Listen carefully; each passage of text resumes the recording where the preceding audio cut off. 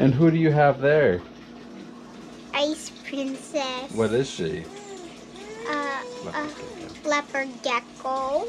Oh, can you tell me something about her? She loves me. She does. Is she one of your favorites? Say Oh, hi. Say hi. hi. Tell everybody welcome. Welcome. Whoa, I think someone's.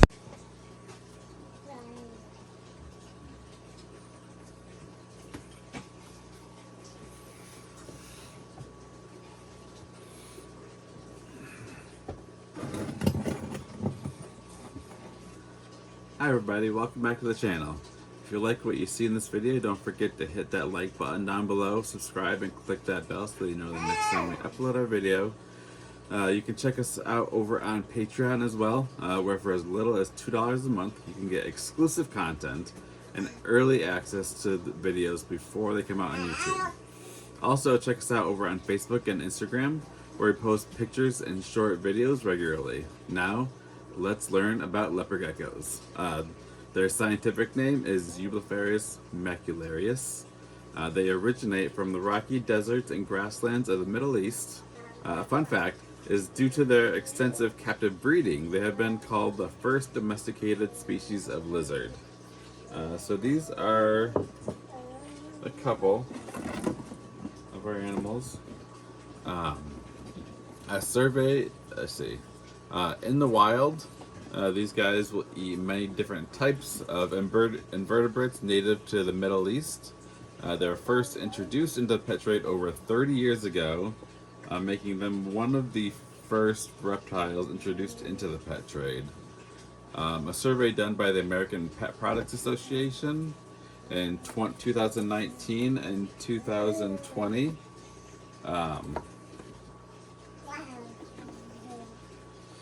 showed that approximately 4.5 million households have pet reptiles.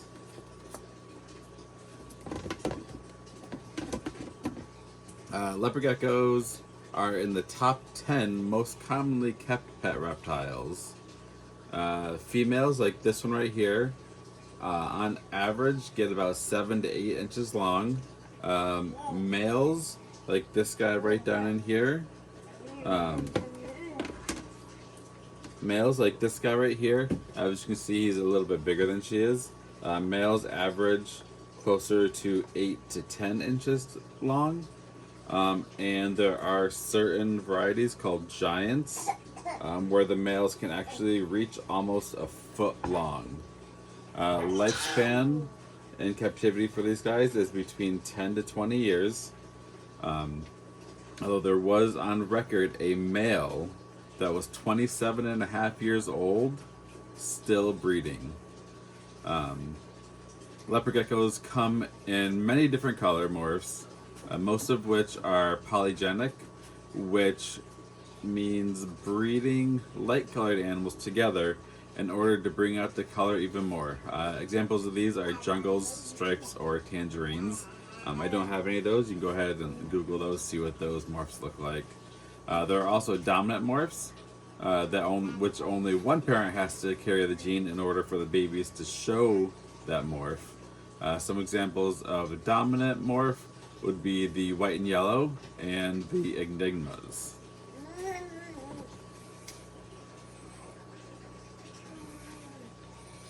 There's also codominant, where two different color or patterns are expressed at the same time. A couple examples of these would be the Max Snows or the Giants. And lastly, there are recessive. The recessive, where both parents have to be carrying the gene in order for it to show in the babies. Just like the old Punnett square that you learned in middle school biology. You can have heterozygous or homozygous for a gene. If both your parents are homozygous for the gene, then all of the babies will have it. If both parents are heterozygous for the gene, on average 1 out of 4 babies will visually show that gene, and all 2 of the other 3 will carry the gene. One will just be a normal. But all of those three other ones that don't show the gene are considered 66% het or heterozygous for the gene, because you don't know which one is carrying them because they all look exactly the same. But two out of those three animals, on average, will be carrying that recessive gene. So for my animals, this is Hermes, this is Kyra. These are both normal animals, a male and a female. See, as you can see, even in normals, the coloring on them and pattern can be very, very different. For Kyra over here is a lot more yellow, a lot less spots on her, where Hermes over here has a lot of the big dark spots all over him. Over here, we have, let's see here, we have Ice Princess right here. And Ice Princess is what is known as a reigning red stripe, which is red stripe and rainwater albino. And she is het for Typhoon, which I'll show you a Typhoon in just a moment. Typhoon is rainwater albino, eclipse, and patternless all together. And the rainwater albino versions of most animals are not compatible with each other, so you can't breed a Bell's phased albino and a rainwater albino. All of your babies will come out 100% normal. So that is Ice Princess, our reigning red striped female, het for Typhoon, which obviously she is the rainwater albino, so that makes her het for eclipse and patternless. And this right here is Atari. He is the animal I've had the longest. He is just a normal. I have had him for probably close to about 12 or 13 years right now. He is a very big boy, as you can see. Again, just like Hermes, he has a lot of those big dark spots on him. But he is just a normal leopard gecko. And for our last two over here, no escaping. My last two I have right down here. This is going to be Lightning. She is a Typhoon. Like we said before, Typhoon is rainwater albino, eclipse, and patternless. As you can see, she has almost no pattern on her back. As her tail, she was breeding earlier this year with, get him out down here, this guy right here. This is Ash. This is a male that I produced in October of 2017. He is a hypo. These two were a breeding pair this year.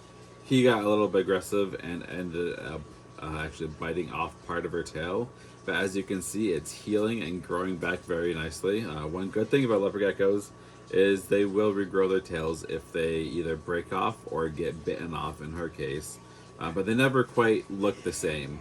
They have this bulbous nub on the end here. She will usually will get the full tail again, but it won't have all of the, they have bumps on them all the way down their back into their tails, like this guy right here.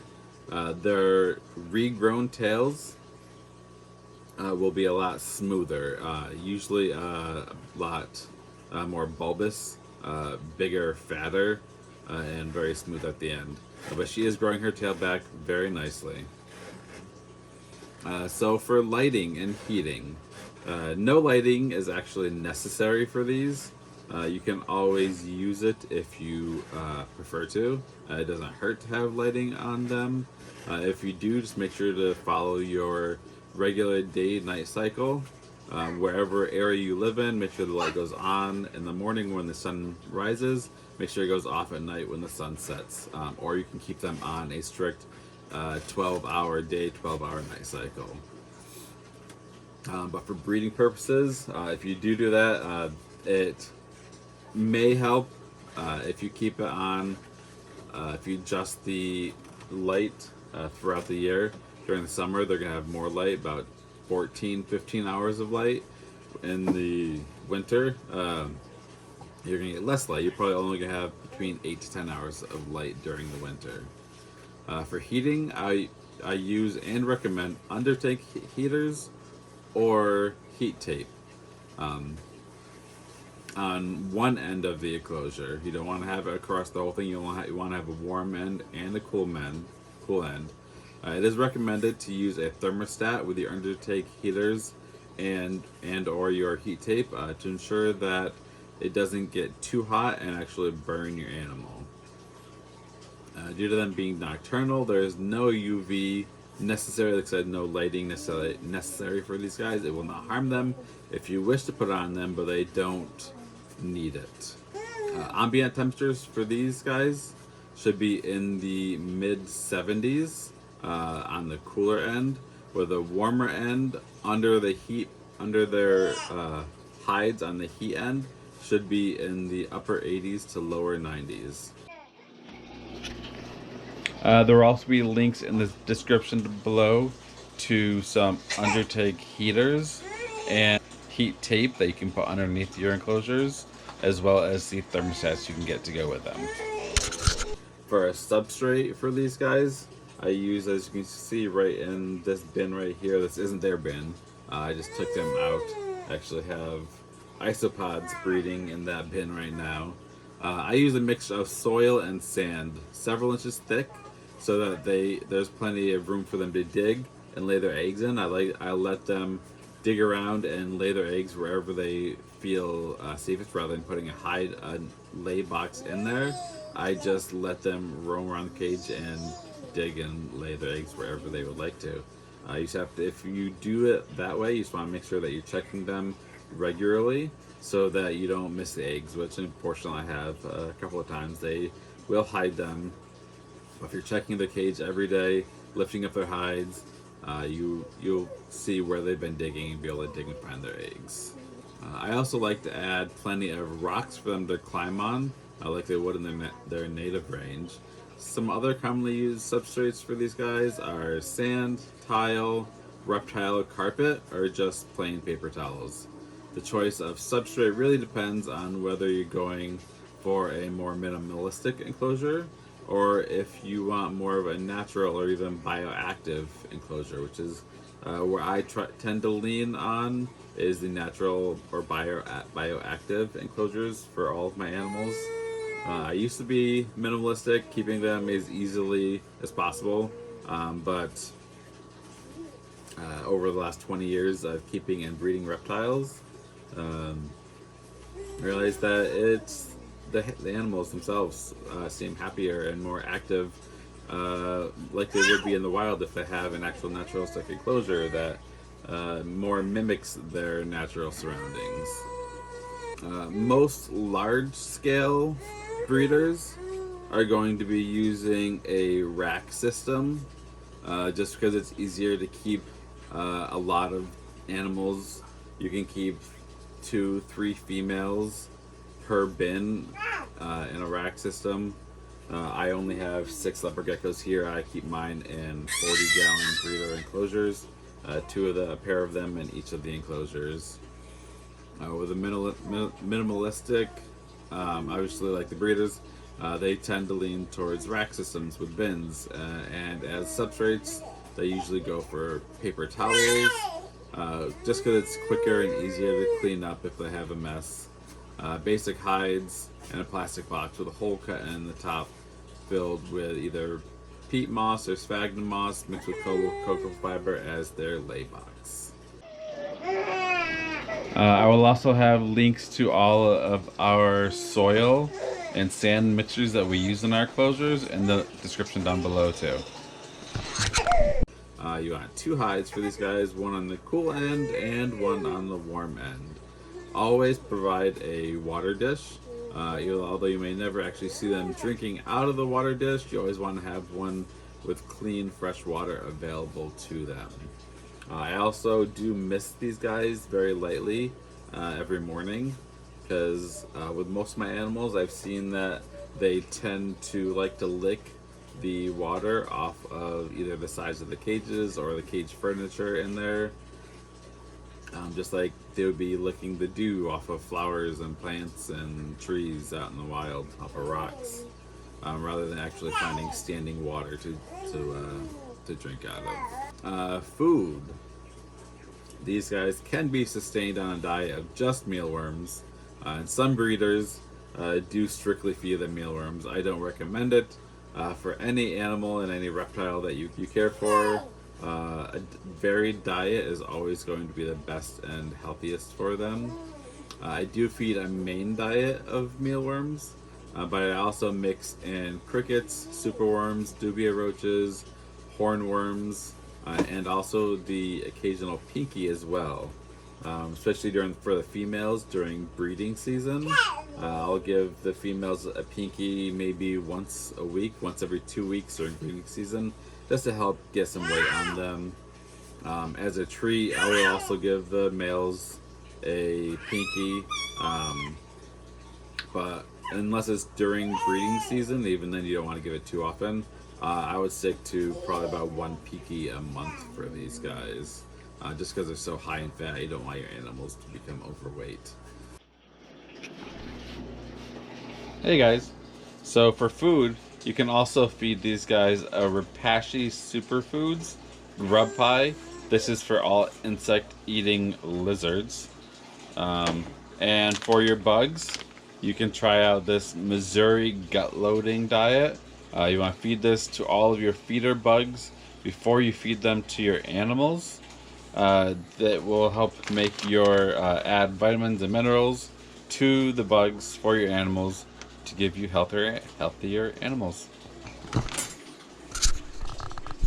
There will be links in the description to all of these foods. You also want to dust your insects with calcium powder, with vitamin D3 and a multivitamin. You want to dust your bugs with this every other meal as adults. Calcium is very important for these guys, especially during breeding, as the females producing all those eggs. Obviously, an egg shell is made out of calcium, so they are losing a lot of calcium out of their body. So you want to make sure that you're dusting the female's food on a more regular basis, possibly even every single feeding during breeding season while they're laying eggs. You can also, for leopard geckos, put a small shallow dish in their enclosure filled with calcium powder, and they will actually just come out and lick the powder straight out of the dish. This is what I use, the RepCal phosphorus-free calcium with vitamin D3 and the RepCal Herptivite multivitamin. Links to these will be in our description as well. I think that's about all there is. I think that's about everything you need to know to properly care for one of these leopard geckos. So, what do you think? Is a leopard gecko the right animal for you? I want to thank you for watching this video. Again, if you liked it, please hit that like button down below. Subscribe to our channel if you want to see more videos like this. Leave a comment down below and let us know what you think about leopard geckos, or if you have any questions or comments for me, put them in the links below and I will get back to you. Click this video right over here if you want to see some of our other lizards that we care for here, or this video over on this side to see what kind of other animals we have. We have turtles, tortoises, lizards, and snakes. And amphibians now. We just got dart frogs. So we have got a little of everything here at the Reptile Haven Wildlife Center. So, again, thank you for watching, and we will see you guys next week. Bye.